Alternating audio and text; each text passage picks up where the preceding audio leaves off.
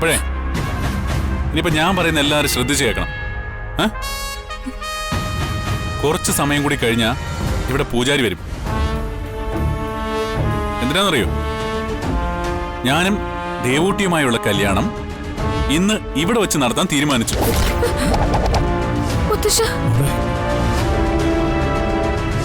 വലിയ ആർഭാടമായിട്ട് നടത്താന്നാ വിചാരിച്ചത്. പക്ഷെ യോഗമില്ല. എന്ത് ചെയ്യാനാ? എല്ലാവരും കൂടി ഇങ്ങനെ ആക്കി തീർത്തു. കുഴപ്പമില്ല. ദേവൂട്ടിയെ പോലൊരു സുന്ദരി കുട്ടിയെ കല്യാണം കഴിക്കാൻ ചെറിയ ചെറിയ ത്യാഗങ്ങളൊക്കെ സഹിക്കേണ്ടി വരും. പക്ഷെ വിഷമിക്കണ്ട കേട്ടോ. നിങ്ങോട്ട് നോക്കി, റിസപ്ഷൻ നോക്കി ഗംഭീരമായിട്ട് നടത്താം. എന്താ പോരെ? സന്തോഷമായില്ലേ? എല്ലാവർക്കും സന്തോഷമായില്ലേ? എന്താ ഇങ്ങനെ എല്ലാരും ചിരിക്കളിയ? ചിരിക്ക്.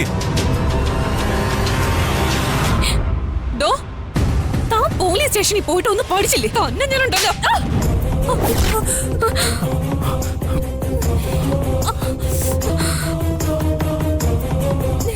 അമ്മേ, അത് പൊളിച്ചമ്മേ. ചുമ്മാ ഒരു രസം.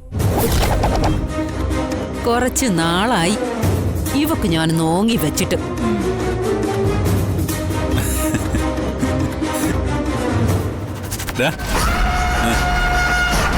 കാർന്നവരെ ഒന്ന് ഗവനിച്ചേക്ക്.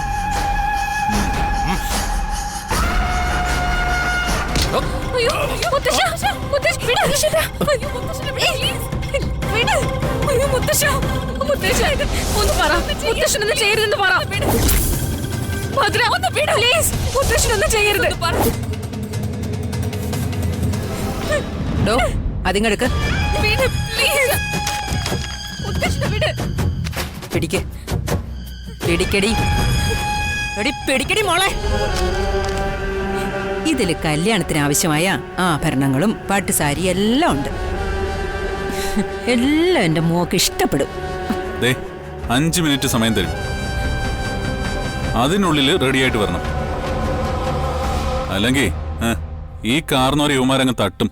മനസ്സിലായോ?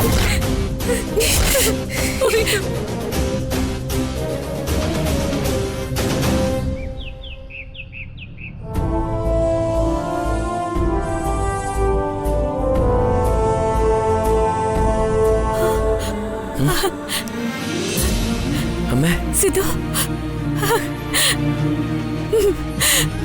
അമ്മേ, അമ്മ എനിക്കത് പറ്റിയേ. ഞാൻ എങ്ങനെ ഇവിടെ വന്നേ? ഒന്നുമില്ലടാ, നിനക്കൊന്നും പറ്റിയിട്ടില്ല. ഇങ്ങനെ നിന്നെ കാണുമ്പോ അമ്മയ്ക്ക് എന്ത് സന്തോഷാണെന്നറിയോ? മുത്തശ്ശി, അച്ഛാ, നിങ്ങളെയൊക്കെ കാണുമ്പോ കണ്ടിട്ട് ഒരുപാട് നാളായ പോലെ തോന്നുക. എന്റെ ഓർമ്മയ്ക്ക് എന്താ പറ്റിയേ? എനിക്കൊന്നും ഓർമ്മിക്കാൻ കഴിയുന്നില്ല. ഒന്നുമില്ല മോനെ, നിന്റെ അമ്മ പറഞ്ഞത് കേട്ടില്ലേ? നിനക്കൊന്നും പറ്റിയിട്ടില്ല. ശരീരത്തിന് പനി വരും പോലെ നിന്റെ മനസ്സിനൊരു പനി വന്നു എന്ന് കരുതിയാ മതി. എല്ലാം മാറിയല്ലോ. അമ്മേ മഹാമായേ, നീ എന്റെ പ്രാർത്ഥന കേട്ടല്ലോ. അച്ഛാ, അച്ഛനെങ്കിലും പറയും എനിക്ക് എന്താ അസുഖം? ഞാൻ നിങ്ങളൊക്കെ ഒരുപാട് ബുദ്ധിമുട്ടിപ്പിച്ചോ? ഇല്ല സിദ്ധു, നീ ഏറ്റവും കൂടുതൽ ബുദ്ധിമുട്ടിച്ചത് നിന്റെ അച്ഛനെ തന്നെയാ. പാവം, ഒരുപാട് കഷ്ടപ്പെട്ടു.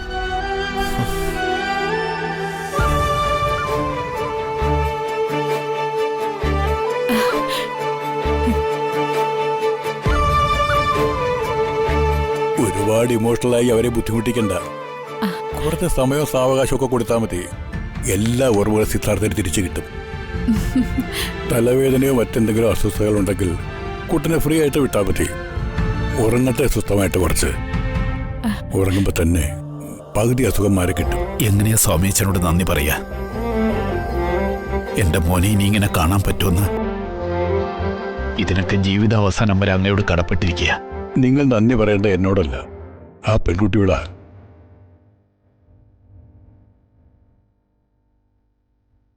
എന്താ കുട്ടൻ ഓർമ്മയുണ്ടോ? ആ മാലാഖെ, കുട്ടന്റെ പ്രിയപ്പെട്ട ഏഞ്ചലിനെ.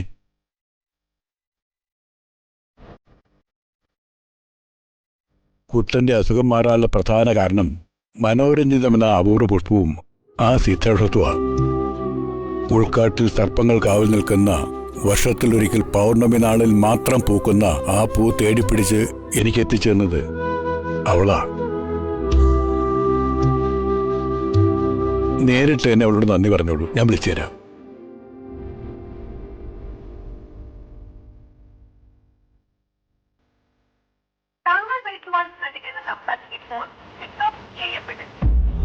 ഫോൺ സ്വിച്ച് ഓഫ് ആണല്ലോ. അങ്ങനെ പതിവുള്ളതല്ല. സാരമില്ല, ആരെ സഹായിച്ചാലും ഒന്നും തിരിച്ച് പ്രതീക്ഷിച്ച് ചെയ്യുന്ന ആളല്ല. എന്താ, കുട്ടന് ഏഞ്ചലിനെ കാണണമെന്നില്ലേ? രണ്ടുപേരും വലിയ കൂട്ടായിരുന്നല്ലോ. ഏഞ്ചലോ? സോറി, എനിക്കൊന്നും ഓർക്കാൻ പറ്റുന്നില്ല. സാരമില്ല, എല്ലാം കലങ്ങിത്തെളിഞ്ഞു വരും. അത്രയ്ക്ക് ശക്തിയുള്ള മരുന്നാ ഉള്ളിൽ ചെന്നിരിക്കുന്നത്. It take its own time. മരുന്നുകൾ മുടക്കരുത്. പിന്നെ അറിയാലോ, ഇടയ്ക്ക് വെച്ച് എന്തോ മരുന്ന് മാറിക്കഴിച്ച കഥ, അതൊന്നും ഇനി ആവർത്തിക്കരുത്. ഇല്ല സോമേശ, എല്ലാം ശ്രദ്ധിച്ചോളാം. എന്നാ ഞങ്ങൾ ഇറങ്ങട്ടെ. കഴിയുമെങ്കിൽ ഇന്ന് തന്നെ ഞങ്ങൾക്ക് സിറ്റിയിലേക്ക് തിരിക്കണം. ബിസിനസ് എല്ലാം കുഴഞ്ഞു മറിഞ്ഞു കിടക്കുക. എല്ലാത്തിലും വലുത് ഇവനെ അവിടെ തിരിച്ചെത്തിക്കണം. ഒന്നും ധൃതി വെക്കണ്ട, സാവകാശം എല്ലാം ശരിയായിക്കൊള്ളും. ആ, മരുന്നെല്ലാം കൗണ്ടറിൽ തയ്യാറാക്കി വെക്കാൻ പറഞ്ഞിട്ടുണ്ട്. ആ,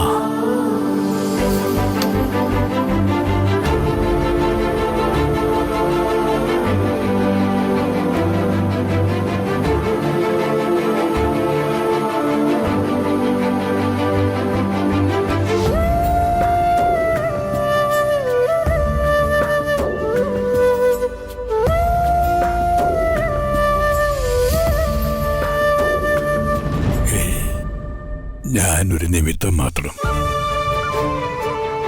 നന്നായി വരും. ശരി. ആ, ശരി തിരുമേനി.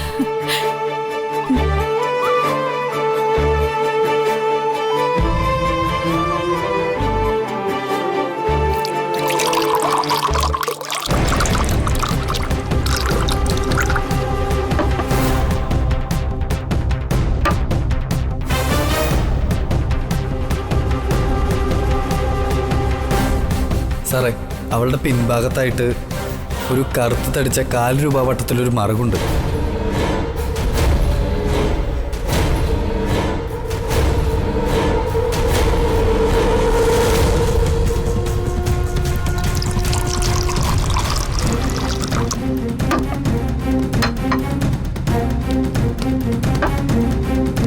ഞാനത്ര മാന്യതയില്ലാത്തവനല്ല സാർ. ഞാൻ സാറ് ചോദിച്ചുകൊണ്ട് മാത്രം പറഞ്ഞതാ. സാറിനെ പോലൊരു മാന്യനായ ഒരാൾ അവളുടെ കുരുക്കിൽ പെടണ്ടെന്ന് കരുതി. പിന്നെ ഇപ്പോഴത്തെ കാലത്ത് ഇതൊന്നൊരു കുറ്റോ കുറവായിട്ട് കാണേണ്ട കാര്യമില്ല സാർ. അവൾ അങ്ങനെ വിട്ടാൽ പറ്റില്ല. ഇപ്പൊ തന്നെ പോയി ചോദിക്കണം. അല്ലെങ്കിൽ വേണ്ട, ഫോണിൽ വിളിച്ച് ചോദിക്കാം.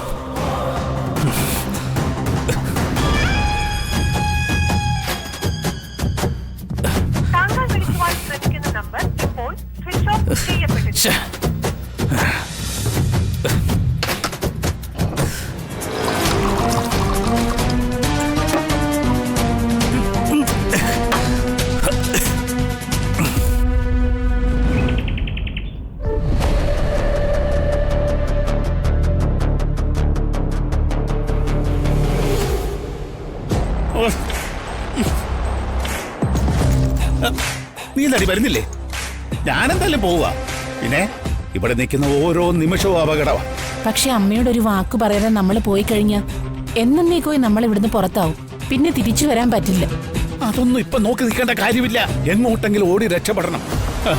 അല്ലാതെ സിദ്ധാർത്ഥന്റെ മുമ്പിൽ ചെന്ന് പെട്ട് കഴിഞ്ഞാലേ അവൻ എന്റെ ചീട്ട് കീറും. ആ എല്ലാത്തിന്റെ പിന്നെ ഞാനാണെന്ന് അറിഞ്ഞാൽ ഈട്ടൻ പിന്നെ അടങ്ങിയിരിക്കുമെന്ന് തോന്നുന്നുണ്ടോ നിനക്ക്?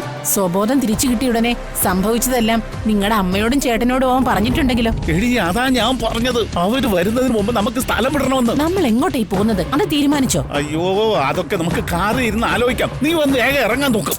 ആരോടും പറയാതെ പോയി കഴിഞ്ഞാൽ നമ്മൾ ഒളിച്ചോടി എന്നല്ലേ എല്ലാരും പറയുക. അയ്യോ, താഴെ ആ വാച്ച്മാനില്ലേ, അവനോട് പറഞ്ഞിട്ട് നമുക്ക് ഇറങ്ങാമെന്ന്. നീ വേഗം ഒന്ന് ഇറങ്ങാൻ നോക്ക് എന്റെ മായേ. അവരിപ്പോ ഹോസ്പിറ്റലിൽ നിന്ന് പുറപ്പെട്ട് കാണും. പെട്ടിയെടുത്തോണ്ട് വേഗം ഇറങ്ങ.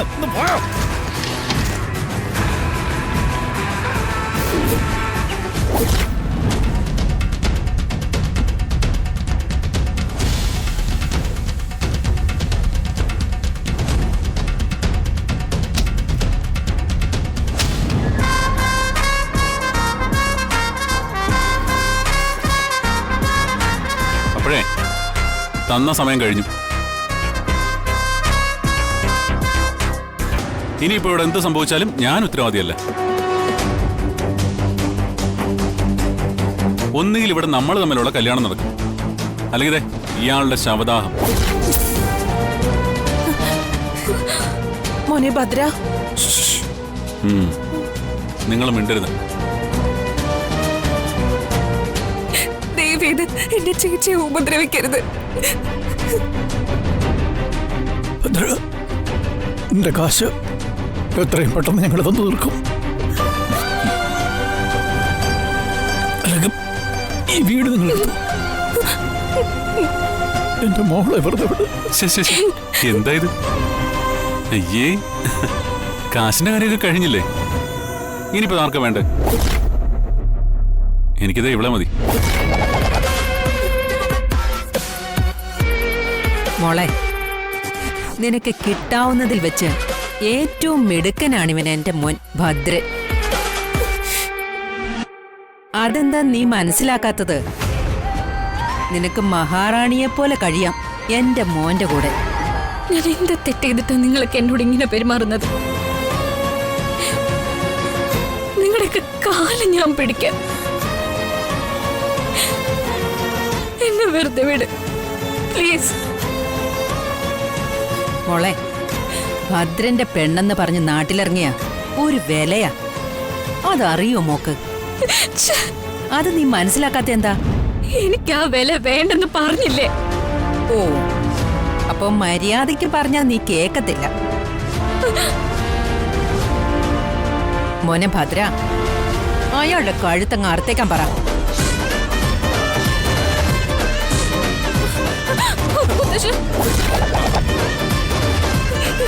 വേണ്ട, ഞാൻ പൊക്കോളാം. മോളെ ചേച്ചി, ഞാൻ പൊക്കോളാം. മിടുക്കി, അങ്ങനെ വഴിക്കുവാ.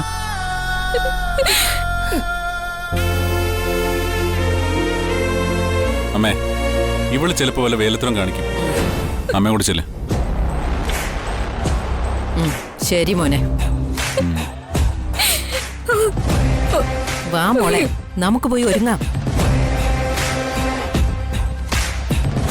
വാ, വാടി വാടി.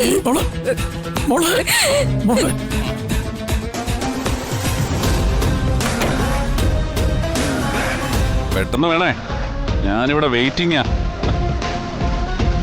അനീഷേട്ടാ,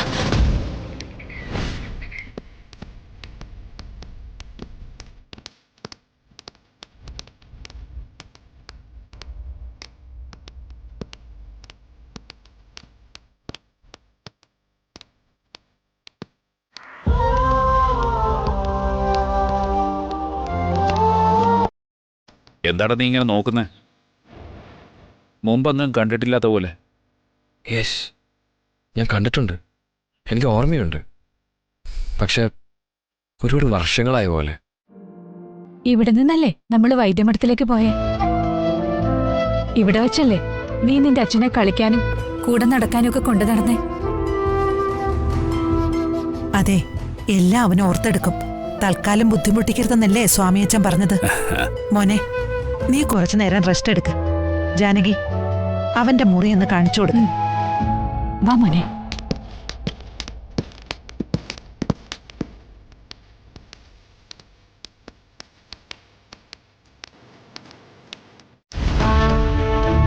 അല്ല, ഹരിദാസ് എവിടെ? മായയും കാണുന്നില്ലല്ലോ. ഇവിടെല്ലാം സെറ്റ് ചെയ്യാന്ന് പറഞ്ഞിട്ട് ഒരനക്കവും കാണുന്നില്ലല്ലോ. പറയും പോലെ അവരോടെ പോയി. സിദ്ധു വരുമ്പോ ഇവിടെ കാണേണ്ടതാണല്ലോ. ഹരി പുറത്തു പോയെങ്കിൽ മായെങ്കിലും കാണേണ്ടതല്ലേ? ഹരി, മായേ. അമ്മേ, കൂട്ടിന് റെസ്റ്റ് ഒന്നും എടുക്കണ്ടെന്ന്. ഫ്രഷ് ആയിട്ട് ഇപ്പൊ തന്നെ പുറപ്പെടാന്ന് അവൻ പറയുന്നേ.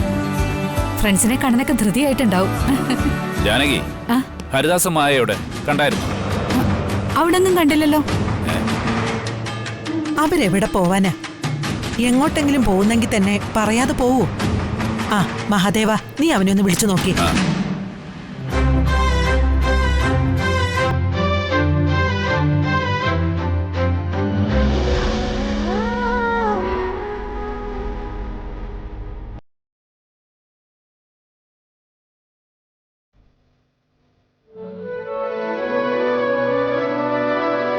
മോളെ, ഇതൊരു ആന്റിക് ബാങ്കിൽ പോലെയുണ്ടല്ലോ. ഇതെങ്ങനെ എൻ്റെ പോക്കറ്റിൽ വന്നേ?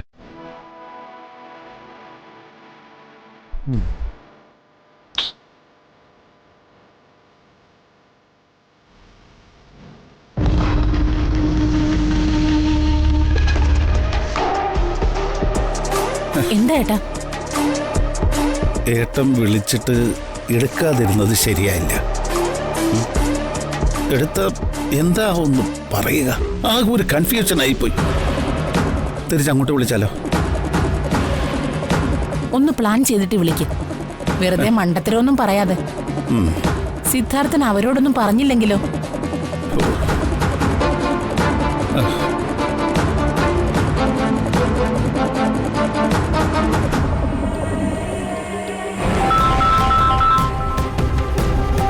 ഹരിയ തിരിച്ചു വിളിക്കുന്നുണ്ട്. ഹലോ. എടാ, നീ ഇതെവിടെയാ? ഞങ്ങൾ തിരിച്ചു വന്നപ്പോ നിന്നെയും കാണുന്നില്ല, മായം കാണുന്നില്ല. ആരോടും ഒരു വാക്കുപോലും പറയാതെ നിങ്ങൾ എങ്ങോട്ട് പോയതാ? എടാ, നിനക്ക് സിദ്ധാർത്ഥനെ കാണണ്ടേ? അവൻ നിങ്ങളെ അന്വേഷിച്ചു. എന്ത് പറഞ്ഞു ചേട്ടാ? എടാ, ചെറിയച്ഛൻ എവിടെയെന്ന് ചോദിച്ചു. അല്ലാന്താ? വേറെ ഒന്നും പറഞ്ഞില്ലേ? എന്തു പറയാൻ? നീ എന്താ ഒരുമാതിരി? അല്ല, ഞങ്ങള് രണ്ടുപേരെ അത്യാവശ്യമായിട്ടെ അമ്പലത്തിലൊന്ന് പോകുക. ഈ മായ ഒരുപാട് നേർച്ചയും വഴിപാടും ഒക്കെ നേർന്നിട്ടുണ്ടായിരുന്നേ, അവന്റെ അസുഖം ഭേദമാകാൻ വേണ്ടിട്ട്. എടാ, അതൊക്കെ നമുക്ക് ചെയ്യാലോ. അവനെ ഒന്ന് കാണാൻ പോലും നിൽക്കാതെ നീ എന്തിനാ പോയത്? മായയാണ് അവൻ സുഖമായതിൽ ഏറ്റവും കൂടുതൽ സന്തോഷിക്കുന്നതെന്ന് ഞങ്ങളിവിടെ പറയായിരുന്നു. അതിനെന്താ ഏട്ടാ സംശയം? ആ സന്തോഷം, അതിനുള്ള നന്ദി, എല്ലാ കടങ്ങളും നേർച്ചകളും അവനെ കാണുന്നതിന് മുമ്പ് നടത്തണമെന്നാ മായ പറയുന്നത്. ഓ, ഞങ്ങള് ഓരോരോ അമ്പലത്തിലേക്ക് ഇങ്ങനെ പൊയ്ക്കൊണ്ടിരിക്കുക. ഞാൻ മായയുടെ കൊടുക്കാൻ ചേട്ടാ. ഹലോ. മായേ. ഏട്ടാ, അവനെ കണ്ടു കഴിഞ്ഞാ പിന്നെ ഹരിയേട്ടൻ എല്ലാം മാറ്റിവെക്കും. പിന്നെ ആകാന്ന് പറഞ്ഞിട്ടേ എല്ലാ നേർച്ചകളും കഴിഞ്ഞിട്ടേ ഞങ്ങൾ അങ്ങ് തിരുവനന്തപുരത്ത് എത്തിക്കോളാം. നിങ്ങൾ ഉടനെ അങ്ങ് പോവല്ലേ? അല്ലേട്ടാ, അവനെ ഈ കഴിഞ്ഞ കാര്യങ്ങളൊക്കെ ഓർക്കുന്നുണ്ടില്ലേ? ആളിപ്പോ എങ്ങനെയുണ്ട് പെരുമാറ്റമൊക്കെ? ഒരു കുഴപ്പമില്ല, പെർഫെക്റ്റ്ലി ഓൾ റൈറ്റ്. നിങ്ങൾ പോയിട്ടോ? ശരി ശരി, ഓക്കെ. ശരി, രക്ഷപ്പെട്ടു. തൽക്കാലത്തേക്ക് ഒരാശ്വാസമായി. പക്ഷേ പൂർണ്ണമായി രക്ഷപ്പെട്ടു എന്ന് പറയാനും പറ്റില്ല. നോക്കാം. അവനും മായ്ക്കും ശരിക്കും സന്തോഷമായി. അവൻ എത്രയും വേഗം സുഖാവാൻ ഏറ്റവും ആഗ്രഹിച്ച അവരാ. പ്രത്യേകിച്ചും മായ. അവൾക്ക് അവനെ അത്രയ്ക്ക് കാര്യ. ശരിയാ. ഇപ്പൊ തന്നെ അവന് വേണ്ടി നേർന്ന വഴിപാടുകളും നേർച്ചലും ഒക്കെ നടത്താൻ വേണ്ടി അമ്പലങ്ങളായ അമ്പലങ്ങളിലെല്ലാം പോയിക്കൊണ്ടിരിക്കുക അവർ രണ്ടുപേരും. അതും അവനൊന്ന് നേരി കാണാൻ പോലും നിൽക്കാതെ. അത്രയ്ക്ക് അവര് സിദ്ധുവിനെ സ്നേഹിക്കുന്നുണ്ട്.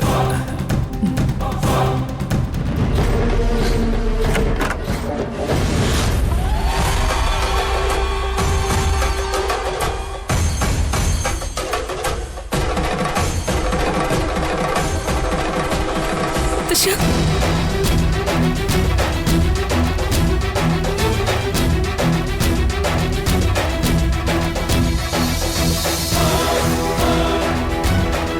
മുത്തശ്ശ ചേച്ചി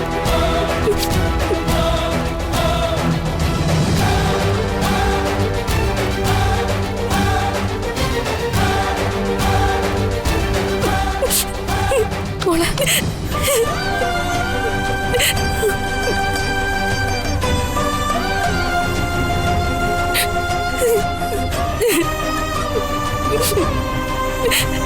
ഇത്രയൊക്കെ ആയില്ലേ മോളെ? ഒരു 10 മിനിറ്റ് കൂടി കഴിഞ്ഞാ ഈ പരിപാടി അങ്ങ് കഴിയും. അത് കഴിഞ്ഞാൽ നമുക്ക് നമ്മുടെ വീട്ടിലോട്ട് പോവാം. മോള് കരയണ്ട, വാ.